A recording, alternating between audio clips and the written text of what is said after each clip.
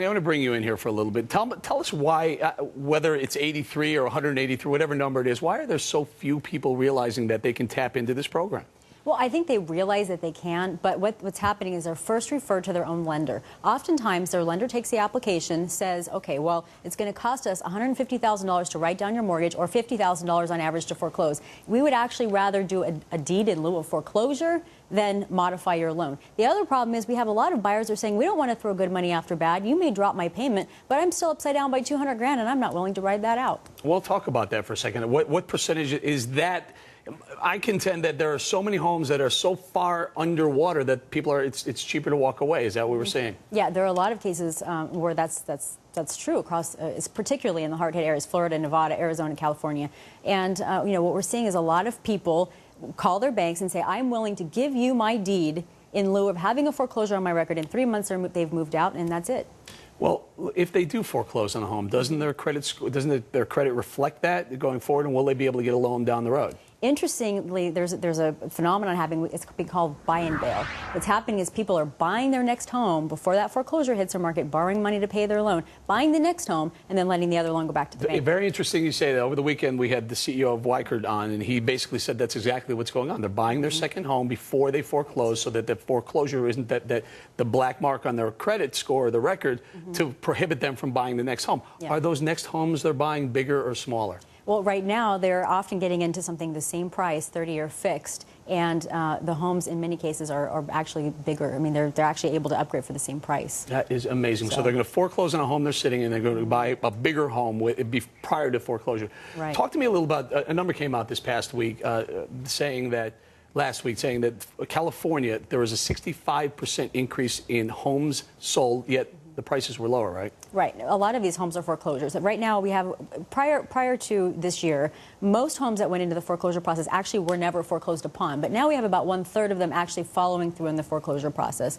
Now, once that happens, we're going to start to see prices drop substantially, and in many cases, about half of what the previous sale was. Heidi, if you're still there, please tell us, weigh in a little bit on what's going on in the California market. We saw a big jump in actual homes sold, yet prices are retreating.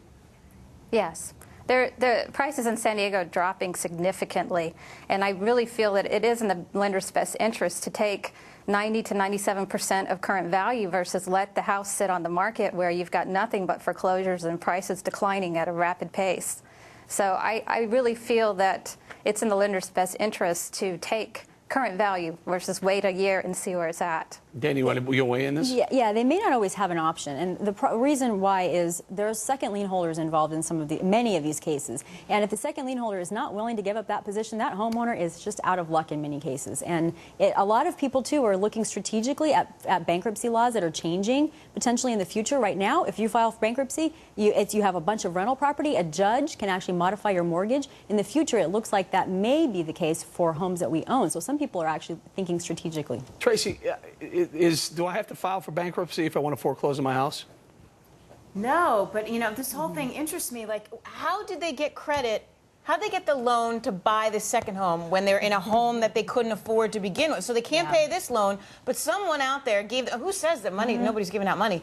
Who gave them the loan to buy the second one? Well, they're putting 20 to 30% down by often borrowing money or taking it out of their 401k, buying the other loan, and then bailing on the other one. It's almost like they're starting over. Or they're anticipating their payments to go up, and they haven't yet increased, and so they're buying the new home while they still have low payments. Let me jump to Rick. Is the FHA, is this working or is it broken? Well, let's just focus for a moment on how marginal this really is, because we're talking about a voluntary program by some banks, and this only involves the banks that are actually holding the mortgage, the old-fashioned George Bailey style of lending, when we have to remember that the majority of mortgages that are the problem mortgages are not sitting at the bank that originated it. They're the ones that have been chopped up and securitized. Those are extremely difficult to refinance. It's very complicated going in because there are multiple investors down the road you have to get to sign in. No one's even talking yet about a realistic way to deal with those mortgages. We're talking about the ones, the sort of low-hanging fruit, which are the ones that you can deal with on a voluntary basis. But Eric, if I could jump in, I do think there are certain people out there that this program could work for. If your house is really, if you can get your house appraised for, like, let's say your mortgage is $130,000. You go out there today, if fair value is 100 grand, they're going to do it at 90%, that's 90 grand. The odds that over the next 5 years your house is going to be 130 grand again are slim to none. So now you're in your house, and even if you made profit and you got to share it with the government, you're still doing okay. Like, there are some people that this is going to work for, but typical of this administration and all these programs, they're not marketing this right. They're not explaining this right. All people are hearing is, I got to split my profits with the government, and I don't want to do that. And it's worth noting, too, that you don't need a federal program to go to your bank and say, I need help working out my loan, because many times it's in the bank's interest. Let me pull Adam in. He's on the West Coast also. Adam, do you have anything to weigh in on this? I mean, is this a broken program, or is there still life in this thing? I don't think there's life in it. I would expand on Rick's point, which is that what we haven't heard is any suggestion of how to approach the hedge funds and whoever else owns these securitized pieces that were sliced and diced. So remember, the only two entities that homeowners know about are their lender and their servicer. And oftentimes we don't even know the difference between our lender and our servicer. We have no idea who owns our mortgage, and it's not likely that the lender or the servicer knows until and unless the government can come up with a way to go directly to the owners of the securities and say, hey, look, you're the problem. We have a creative idea to work it out, and whether that's buying from them instead of buying bad loans from banks, then maybe we could start to see some progress on that front. If we don't make any progress there, Eric, it's just going to be a matter of time, plain and simple. Well, Adam, you're talking about actually going to the people who hold the derivatives on the mortgages right now? Correct. And they may be waiting for a bailout package of their own, right?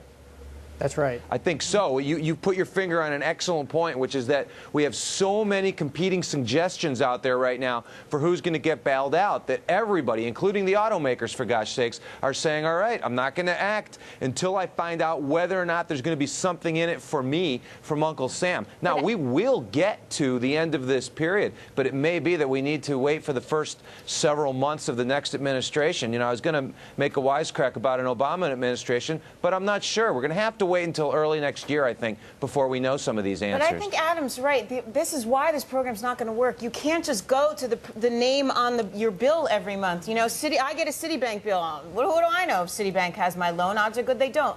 So in order to get this to work, you have to go to the root, and God only knows where the root is. Dan, is this just confusing lenders, buyers? It's confusing everyone, right? I'm confused. Not all makes perfect sense. Yeah, right, exactly. We actually have groups of homeowners in different parts of the city suing their banks, saying you can't foreclose on me because you can't prove that you own the loan, and they're winning, and it's stalling foreclosures. Heidi, last word on this. So we got to wrap here real quickly. Is this program going to get bigger or smaller?